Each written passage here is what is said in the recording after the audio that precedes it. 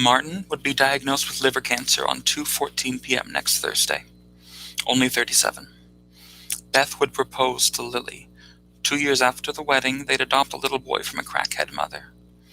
Susanna, bless her blue-haired old heart, would trip over her cat when she came home from grocery shopping. Cat would die.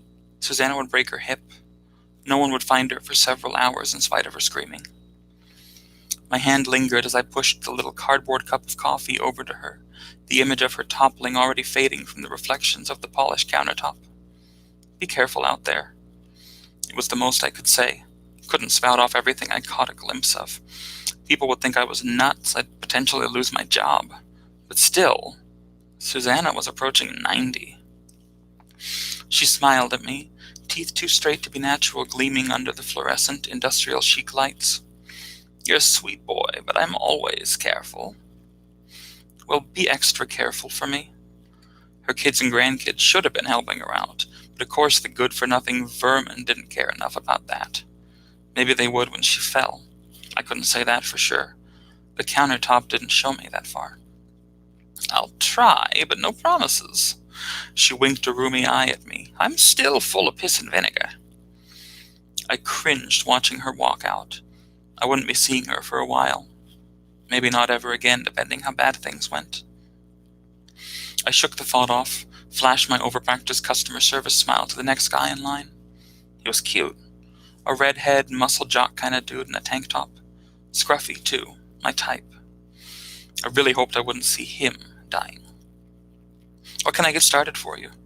Triple shot coconut milk latte with a shot of hazelnut. Sugar-free hazelnut. He glanced to the baked goods. And a slice of that cinnamon loaf. I'll do an extra 10 minutes on the treadmill. I plugged it into the register. That'll be $8.51. I took the 10 and broke it out. I'll get that going real quick. He nodded and dropped all his change into the little tip jar. I started in on the coffee. Couldn't help sneaking a few more peeks at him waiting at the counter. Nice arms, nice chest, nice butt. I really hoped I wouldn't see him dying. I kind of also hoped I'd see him in my apartment, but that seemed like a very slim chance. I frothed the coconut milk and added it, and it was just bubbles. A bit of a surprise. Normally the universe tossed visions at me as soon as it possibly could. Still, there was something in that cinnamon loaf. It was fresh, uncut, and when I sliced off that first bit, my eyes focused on the reddish-brown swirl running through it. It undulated within the frame of the bread. I suppressed a sigh and watched the redhead's future play out in pastry. He was gay, or bi, or into dudes, and he had a date at Barnaby's, that real chic bistro downtown. And it damn sure wasn't a date with me. If I was as good-looking as his soon-to-be partner, I would have at least been able to scrounge up someone to do on a Saturday night. I passed the coffee and cinnamon loaf across with a smile. Here you go. You have a good day. You too. He waved, and I may have let my eyes linger on him a bit longer than the employee handbook allowed. He held the door open for a woman. I couldn't help staring at her. She was magnetically odd. Razor thin in a tailored suit, a men's suit, gray with a vibrant crimson pocket square. Every pleat in order. She wore mirrored pince-nez sunglasses. Her hair was blindingly silver, a bob with the right side shaved clean to stubble, and 4-inch stilettos that had no place out in the real world. Yet there she stood in them, head almost brushing the top of the doorframe. Everyone looked at her, and it seemed as though she stopped a moment to let them. Her lips quirked up at the corners. Then she clacked to the counter and leaned low enough to look me in the eye over her shades. I would like brewed coffee with 2 shots of vanilla syrup and whipped cream, the largest size you have. Her makeup was impeccable, eyeshadow in degrees of emerald, lips a peony pink. There was a husk to her voice, something roughed out and throaty. Anything else? I sort of hoped not. Visions rarely appeared in whipped cream. Not never, but rarely. She eyed the baked goods in the case. Yes. 2 slices of marble loaf. She handed over her card without looking. I nodded and smiled, running the transaction. Okay, that'll be $12.22. She gave no response, so I just accepted it and got to work. The coffee was done quickly. No visions there or in the whipped cream. And I sliced the loaf, waiting to see how strange this woman's escapades must be, or how shockingly mundane. Marble Loaf almost always gave me visions. But when I turned it over, nothing came. I even squinted just to make sure. Pushing fate, perhaps, but Marble Loaf told the future more reliably than anything else in the shop. Every slice was a moving picture book of things yet to come. But today, this woman was going to drink oddly sweet black coffee and eat 2 slices of cake pretending to be bread. That was all the future I had for her. Here you go. She nodded. Thank you. Her eyes grazed over my name tag. Cameron. She spun in place and stalked back through the door, leaving into an unknown future. For once, unknown to me, too. Susanna didn't return like I knew she wouldn't. The redhead did. No cinnamon loaf this time, so the coconut milk did the talking. Nothing tragic, per se. Maybe a little sad. The date obviously hadn't gone well. He'd be sitting in his apartment that night, eating ice cream, and 2 other containers sat on the table in front of him. Never a good sign. Thanks. He took the coffee, and his smile wasn't nearly the same as it had been the day before. You make a good latte. I do my best. There was nothing I could say to him that would make him feel better, of course. Nothing I could say, period, without coming off as totally insane. Or a stalker. Neither were good options. Once again, he held the door for the silver-haired woman. She wore another men's suit, this one in rich navy blue with a golden houndstooth tie. No sunglasses, either. Simple eye makeup, but tangerine lipstick. And still, the same sort of heels, making her just as tall as before. The same as yesterday, Cameron. She clicked long French-tipped nails on the countertop. Do you remember? Large brewed coffee, 2 shots of vanilla, whipped cream, and 2 slices of marble loaf. Smart boy. She passed me her card again, and her eyes, iron gray, grated over my body. Head to foot and back, just like my uncle had. But he was a cop, and if anything, this woman was, what, a fashionista? How much did that even pay? How long have you worked here, Cameron? A few months, all full of countless visions. Something had gone screwy yesterday, of course, but I knew I'd see something about her by the time I sliced open that marble loaf. But no. Just chocolate cake and vanilla cake. No miracle Inquirer-worthy children, no deaths in the family, no winning lottery numbers, just cake. She took it with a nod. I'll be back tomorrow, Cameron. I just nodded back. I won't be here. Sunday's my day off. She nodded. Happy day off? Spend it as you wish. I will. Why did I say that? Why did she say any of that? Why was the marble loaf refusing to talk about her? Why did it bug me so much to finally get a break from the constant bombardment of psychic bullshit? Why did I have a feeling I'd be spending my day off at the damn coffee shop? She was right on time, like some sort of strange machine cycled these people through the shop. Redhead came in. I pretended not to see his future playing out in the reflection of the espresso machine, complete with a wife and a little baby girl, though he was already graying at the temples by that point. I hoped he was bi or pan and not just retreating into the closet in his old age. He held the door open for the razor-thin woman, decked out in scarlet pinstripe with the sunglasses perched on her nose again. She stopped by the counter and placed what must have been her regular order. I stared at everything around her, almost hoping for some kind of vision to pop up. Something as simple as a trip to the grocery store, or turning the next corner after she left the coffee shop. The blasted visions were a curse, always knowing something about everyone. Sometimes, too often, a tragedy, a trauma. Nothing I could do about whatever was coming for them either. But damn it all, they were a reliable curse. Every person, every time, as long as I could remember. And the thought of them giving out and changing their pattern was unnerving. Dana, behind the counter, pushed out the marble loaf and the coffee. The razor-thin woman turned in place, somehow not toppling on her sky-high heels. But she didn't head to the door. She came straight to my table and leaned down, looking at me over the top of her shades again. You came here for me, Cameron? Any words I might have had stuck in my throat. I just blinked and watched as she sat in the chair opposite me. This wasn't good. Maybe it wasn't stalking, but it wasn't not stalking either. I knew where she'd be, but only because she told me, and I waited for her, so I could get close. I'm Adriana, You call me Anna. Anyone who's in the least bit interesting does. She sipped at her coffee, somehow never getting a whiff of whipped cream on her lips. You seem to have noticed me, and I certainly noticed you, Cameron. I'm gay. It just spilled out before I could stop it. Hell of a time for my word blockage to clear up. I was not implying I noticed you for sexual reasons. You're attractive, of course, but I hardly have need of another partner. She crossed one leg over the other and smiled beatifically. Her lips matched the brilliant red of her suit. I noticed you because you notice everything. I don't think that's exactly right. Isn't it? She clacked her nails against the tabletop. You are hardly the first oddity I've encountered. I check on 24 of you daily, more than that weekly, bi-weekly, monthly. Your particular difference may be unique, but your situation is not. You mean... I leaned in closer. You're talking about the visions. Visions? Not entirely unique, then? Where do you see them? In everything. I shook my head. Wait. Anna.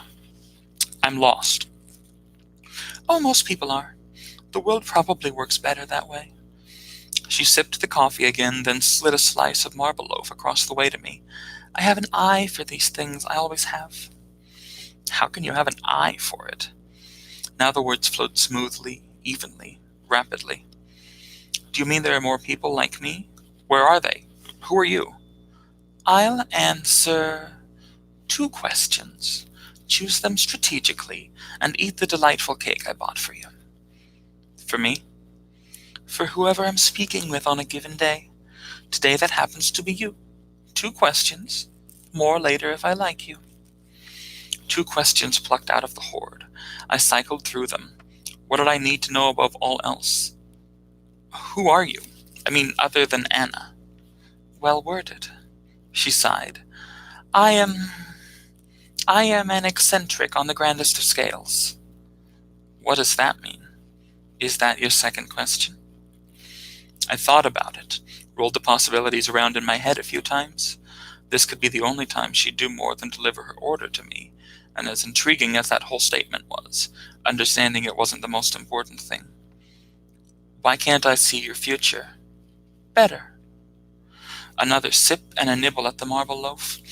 Most people have deterministic futures, Cameron. Humans, dogs, cats, insects, microscopic microbes. Some lucky few have no such nonsense to worry about as fate or destiny. She stood and nodded slowly, then slipped on her pince-nez again. I imagine I'll see you again shortly. That is the way these things happen. And off she went, a grand eccentric without fate, whatever the hell that meant. Anna sat at my table again, a puce satin suit with a long, slender black tie and a matching houndstooth pocket square, though where she found puce and black houndstooth I couldn't even have tried to guess. 2 more questions. She passed me the second slice of marble loaf. Make them count. I won't correct you like I did yesterday. I'd been thinking about them the whole day after talking to her, just in case I ran into her again, and she deigned to talk with me. What do you mean you don't have fate or destiny? I had it removed. Deterministic futures are cancer to freedom. Eat the bread, Cameron, it's yours. I nodded and took a bite, generic and bland and hardly important. Had her fate removed. How did that work? Was it a complicated process? It had to be, didn't it? A new gush of questions flowed through my head, but I couldn't be distracted. What I had to say was calculated out beforehand. How did you actually know I was different? She chuckled, a musical bird-like sound. For one, I have never seen anyone stare so intently at baked goods before. So I knew at the very least you were strange. You also seemed taken aback when said baked goods did nothing of particular interest, which a normal person... Well, frankly, a normal person would be more surprised if they did something of interest. But that means you just stumbled into the coffee shop when I was there and took a guess. She shrugged. Yes, it does. As I said, I have no fate. I have no destiny. A whole unseen world opens up when something so limiting and exacting is excised, including the possibility to stumble upon something more incredible than yourself. She brushed her hair aside, reshaping the perfect half-bob of silver. "Now I have a question for you. How long have you had the visions?" "As long as I can remember." It still felt odd to even acknowledge them to someone else, leaden on my tongue. "Every day." Anna nodded. "Well then, enjoy your cake." She walked off and I sighed, watching images swim all around me. Wisps of steam playing out a complete hospital birthing scene, twin girls, a fight that ended with a knife in a man's thigh, a drunk driving accident an inch from going lethally wrong. These were all determined, according to Anna. No changing them. But then, was it already decided that I would meet her? If it was, how could she be entirely without a fate? Or was everything between us entirely outside the purview of any sort of destiny? Was I cracking the mold by just asking her 2 questions every morning? Or was whatever happened to her a crock, just a trick that made it seem like she was removed from it all while keeping everything completely intact? Did they just make her fate invisible somehow? If so, it was a trick with a very particular application, keeping clairvoyance from picking up on her. And how could I even say there was a they involved? Maybe she did it herself. I munched on marble bread while I struggled to wrap my head through the knitting thoughts and threads, all without getting a massive headache. I basically had to just hope Hannah would show up again, and that I'd have time between making her coffee and slicing her bread to fire off some quick questions, if she was even willing to answer more. Susanna wheeled herself into the coffee shop. I hadn't expected at all to see her, and definitely not by herself. She broke her hip, she killed her cat. Her family could have perked up at that, but instead she rolled her wheelchair up and nodded to me. "Injured myself fighting off a band of terrorists. Does that earn me a discount?" "Sorry, no patriotic savings." "Well, darn." She sighed. "White chocolate mocha small with whip." "Treating yourself?" I started in making the drink. "I can get out of my house on my own, so I'm pleased." The steam from the espresso machine wreathed her cup and showed a tiny version of Susanna in a hospital bed, infected sores from staying stationary too long. Of course. "Do you at least have someone checking on you?" "Oh, everyone has other things to do." She shook her head, but wouldn't make eye contact. "I'm more than capable of handling things myself." I knew that wasn't true. Otherwise she wouldn't end up with a nasty infection. "Well, just be careful. You need to focus on recovery so you can keep us safe from the terrorists." I handed her the coffee. "Godspeed, Susanna." She chuckled, turned herself around, and left just as the cute redhead marched in. He seemed better, wearing aviators. In just a flash as he passed by, I caught a glimpse of him in an intimate situation. With himself. The visions made no sense, but those sorts of things, when they popped up, made things all the more awkward. He stopped at the counter. "White coffee, double shot with caramel." He handed me the 5 before I could even ring it up. "So do they make you sit here when you're off, or do you just like the coffee that much?" Guess he saw me over my days off. "I just like the coffee that much." I whipped together his drink as fast as I could, making sure to keep my eyes level on his, and nowhere else. I was already developing a crush on him, which was pointless. He had marriage and a family in his future, but there was no reasoning with my stupid brain. "Thanks." His eyes lingered. "You make a good coffee, Cameron." "I try." He waved and wandered off, and Anna clacked in just on time. Did she wait for him to leave before she came inside? Her suit was blinding white with a black undershirt and a rose-pink tie. She came straight for me. "Same order, 2 questions." I started her coffee. "If you don't have a fate anymore, how can you interact with people that do? That means your actions are determined." "No. It means I'm interrupting the flow of destiny for everyone else. It's hardly my problem if they can't stand a few ripples in the pond. I am just a stone dropped into the water." I steamed up her milk, letting that slip aside to be processed later. Do people have any freedom, or is it all set in stone? It was the kind of question I felt I needed to ask. If I had the chance to find out the nature of time and fate, I knew I had to. "You're thinking now. That's good." She clucked her tongue and drummed her fingers on the countertop. "There is no freedom with fate. You have the illusion of free will and choice, but that's all.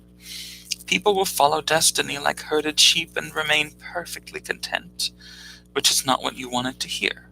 It's not what anyone wants to hear. I sliced into the bread for her. It wasn't anything I wanted, but I could hardly pretend to be surprised. I'd seen the future my entire life and watched it play out precisely the way I knew it would.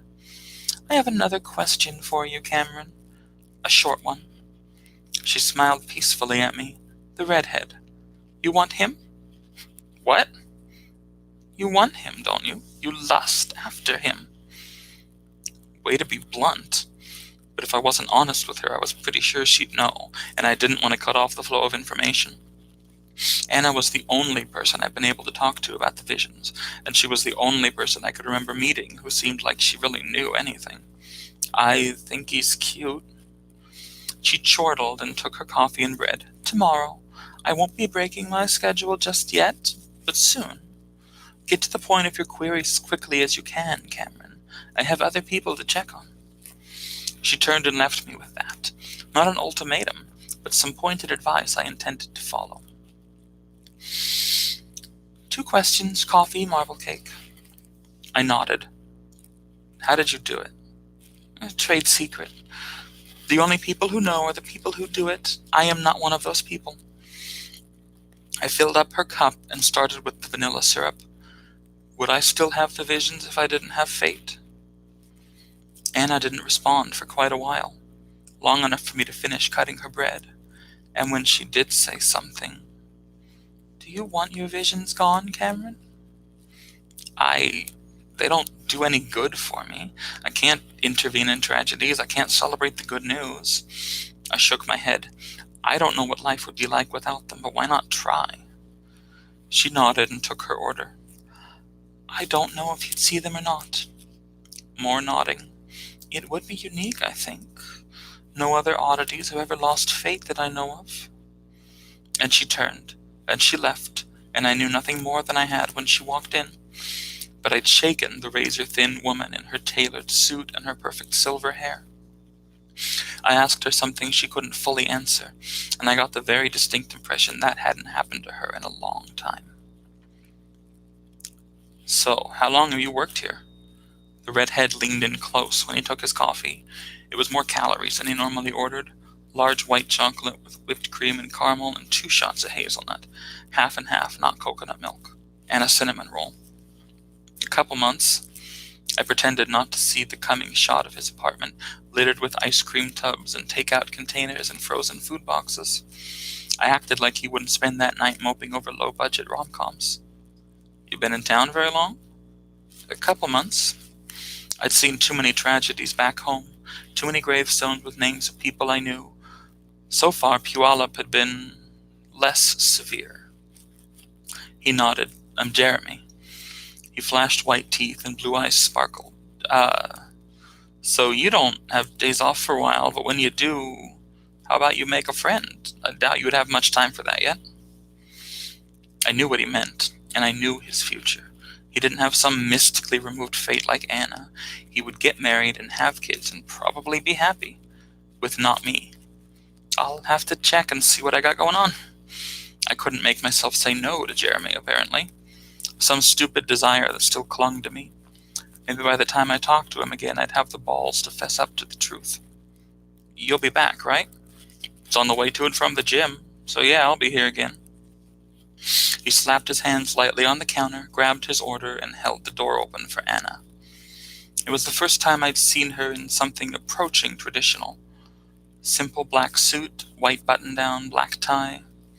She had the shades on, and the whole ensemble made her look like some sort of avant-garde government secret agent. She came to the counter and I already had her cup out, ready to start in.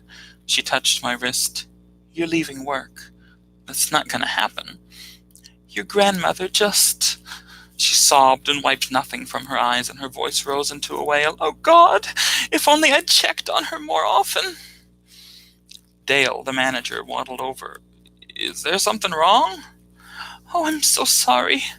Anna sniffled, wiped more nothing from her eyes, and looked up at Dale. It's a family matter. My mother passed away. Cameron's grandmother. Dale's face turned dour. I'm so sorry for your loss. She nodded and pulled a clean white handkerchief from her pocket. I went to see her, and she was there on the floor. A tremble quivered up her body. I know he's working, but this is a time for family to be together. A little red rushed up Dale's cheeks, and a lot of red rushed up his ears. Of course, you got the day off, Cam. I can stay. You go be with her.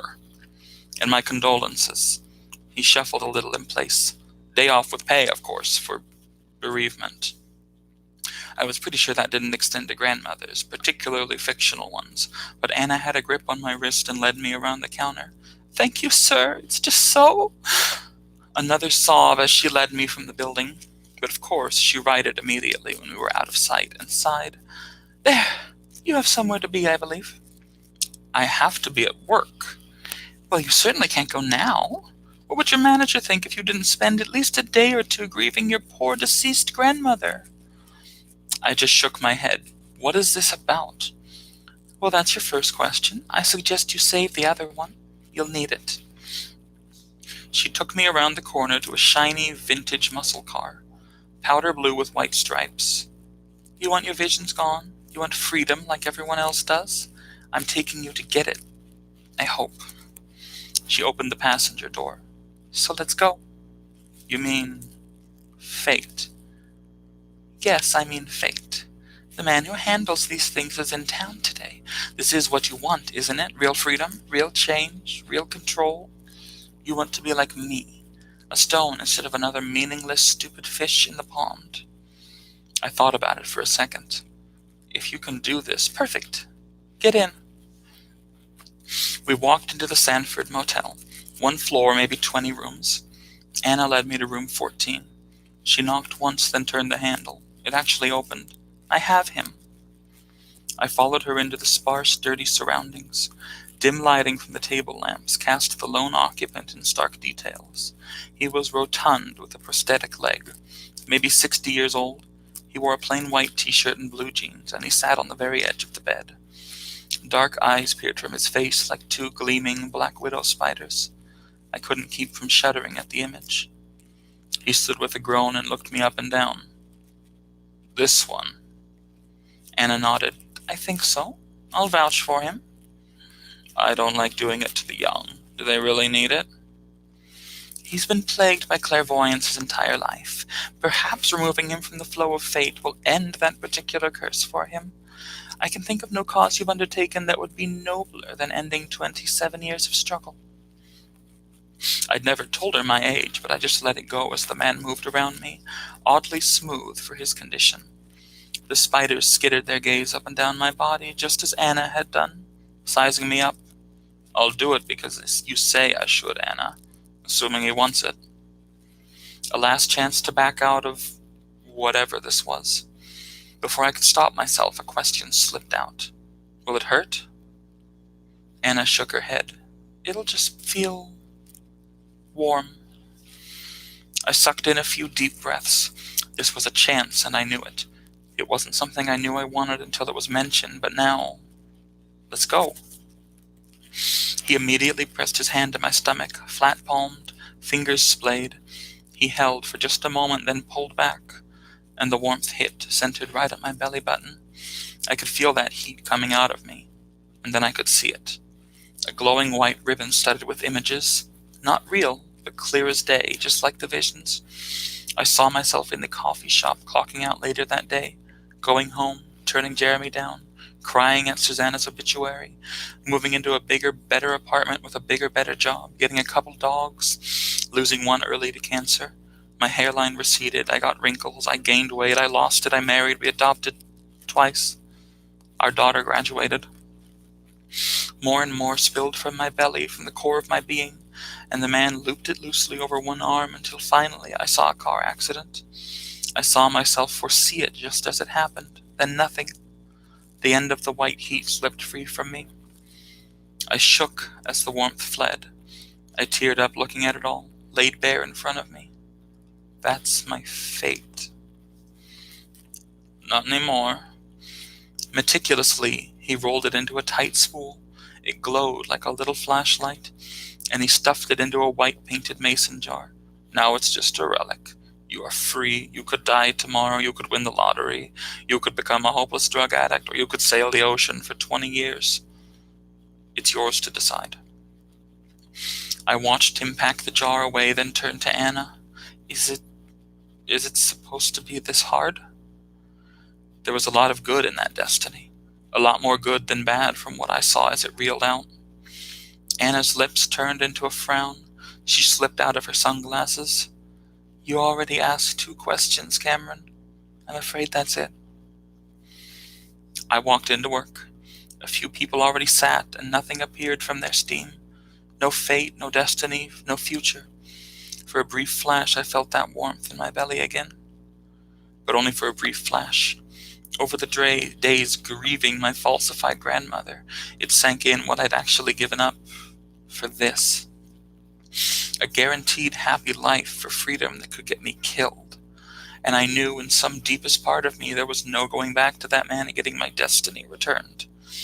It was excised and packed into his cheap glass canopic jar. A slow day, but Susanna rolled in. She never looked wonderful, but today was bad. Dark rings under her eyes, a glazed look. Morning, Cameron. Didn't sleep so well? Oh, it's the hip. She waved it off, but still no eye contact. Decaf black with cream and that cracked sugar syrup. And a bear claw. It was a simple order, and I caught myself watching for her future, wanting to see what her family would do and what they wouldn't do. But I couldn't. I didn't get to know those things anymore. I handed her the cup and the pastry. Susanna, listen. I get off in the afternoon. Why don't you give me your address and I'll help you take care of stuff until you're back in terrorist fighting shape? Oh, you don't want to do that. I do. I do. I see you every day, and I want to see you up and doing every day, too. She sat, stoic for a few seconds, then smiled. All right. If you're okay with it, I'm on the corner of 11th Street and 11th Avenue. 1111. Got it. I nodded at her. See you later. In real life. As she wheeled out, I knew it was the right choice. If I couldn't watch her from her coffee steam, I'd watch her in person, and if her family wouldn't take care of her, then I'd do it for them. No, not for them. I'd do it for her. Jeremy immediately walked in, grinning broad. You check your calendar yet? I nodded. This one I was doing for me. Yeah, turns out I'm free. I wasn't going to rob him of anything. I knew the relationship wouldn't last, but he was graying when he was married. I could be a fond memory, or a bad one, but I could do it in spite of fate. I could be an eccentric, not an oddity. And that, with all technical issues aside, is that. So, I hope that it was an enjoyable experience. When I put the recording up, I will hopefully be able to cut out the issues at the beginning. And thank you for everyone who joined me today. I'm going to say goodbye because my dogs are going nuts outside. I need to check on them. So, bye.